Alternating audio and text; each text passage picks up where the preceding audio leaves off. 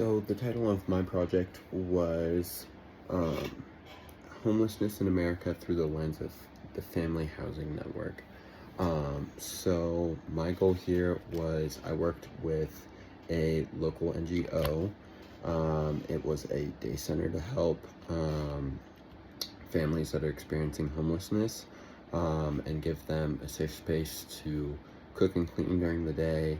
They offer shower, utilities, hygiene items, places to cook, food, toys for the kids, and just a general safe space. A big part of the Family Housing Network is establishing that parents aren't using drugs, they have clean background checks, they're not felons, anything like that. So that was my goal. I did around 60 to 80 hours of volunteer work there, working as the desk clerk. So I would check people in. So I was monitoring, making sure parents are watching after their kids, and really just kind of keeping an eye over the space, cleaning up after kids, stuff like that. So it was really helpful to be able to kind of, I had to take attendance essentially, and track what sort of things people are using, what, just for stocking reasons, who's taking showers, who's doing loads of laundry, stuff like that, who's cooking meals, and how many meals a day are they cooking. So it was a really, and then on the other hand, I interviewed some of the people I met that do intake and kind of the more management side of things, so they had a better understanding, that they had their hand on the pulse of how development is affecting these homeless communities. So a couple of the main points from my paper was ultimately, one of the biggest things is there's policy issues and framing issues, and oftentimes it feels like the government is, there's kind of systemized things disadvantaging minority groups, and there's not acknowledgement that there are disproportionate amounts of minorities experiencing homelessness.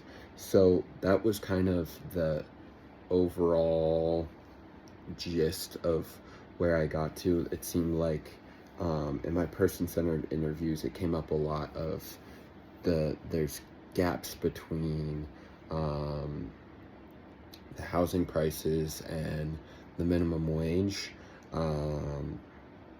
which ultimately is a development issue.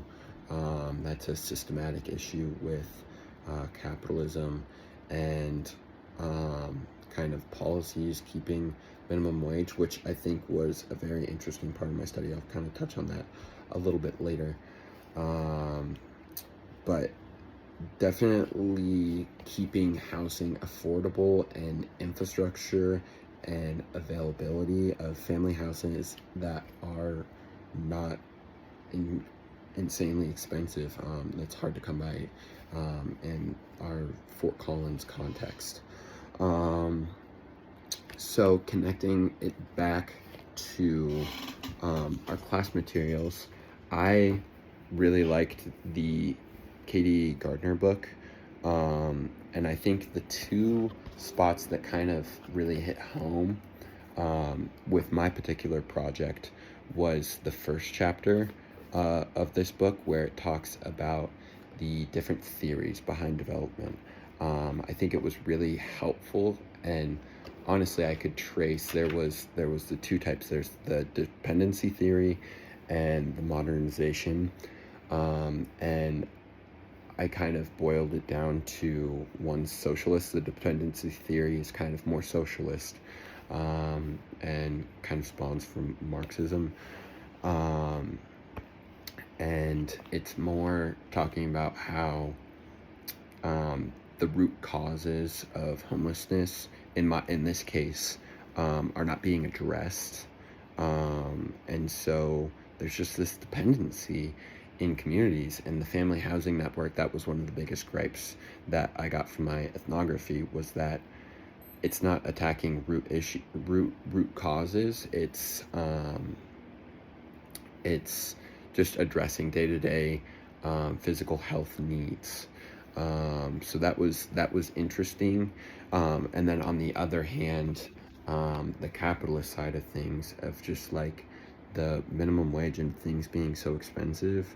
So I think that's really important. And in all of my person-centered interviews, or both of my person-centered interviews, it was they both mentioned kind of increasing that minimum wage.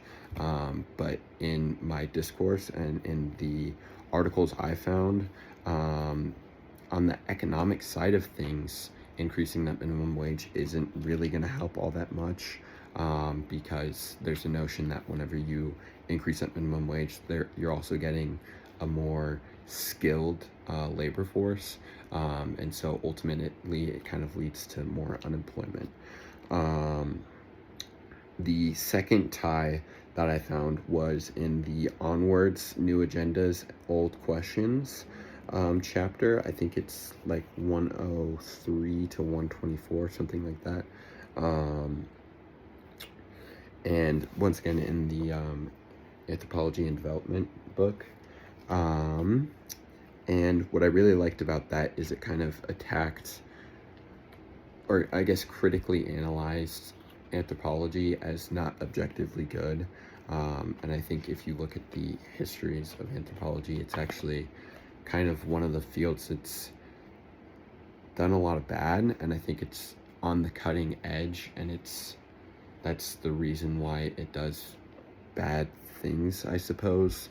But I think what I learned in my time at the Family Housing Network is that aid work is the same, and helping people that are homeless is the same.